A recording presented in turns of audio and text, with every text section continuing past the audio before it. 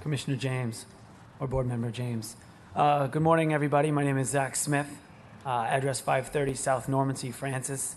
I am being paid to be here on behalf of the ownership group that is looking to essentially take these two existing lots and due to the debulking memo of the city, there is the requirement to have this looked at in terms of whether there's any deficiencies made.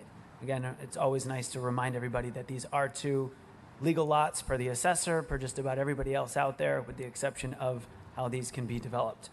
I want to thank the staff for the review of this project. While we didn't agree on all of the criteria, as you guys can see, we had a significant agreement on 7 of the 9.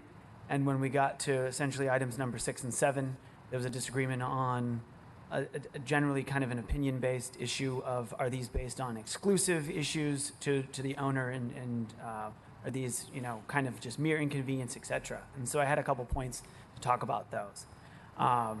Number one, if we look at through the rest of this report, you guys will see on page 8 that this body here has regularly in the same zoning district and for much greater waivers allowed and approved waivers up to and including almost 1,500 square feet of lot coverage. In this particular case, we're looking at about 200 and some odd square feet that we are deficient on both of these lots, representing less than 10%.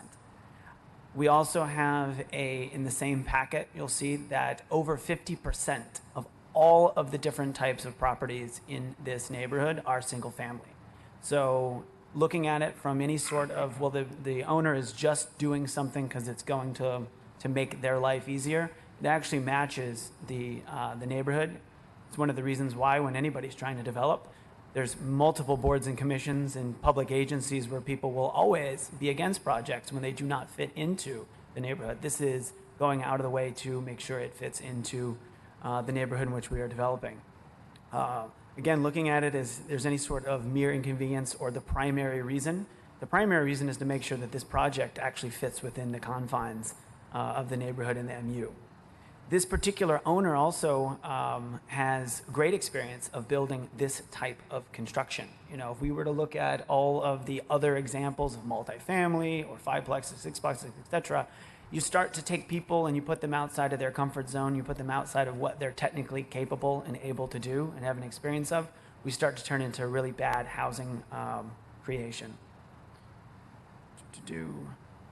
Again, we know, if you look at the map, I know that they don't have it up right now, but we're essentially taking a lot that already is 2 lots, and we're asking to be able to develop this as anyone would normally be allowed to, with the 27-foot widths, and taking a view of the entire square. This line, not only does it already exist because these are 2 existing lots, taking the line and cutting it where we've chosen to cut it visually makes the most sense if you were to look at this square across the street, and any other square.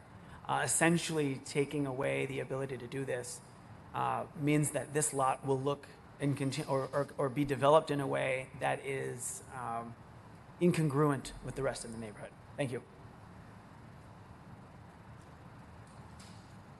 Anyone else here to speak in support of this request? Anyone here in opposition?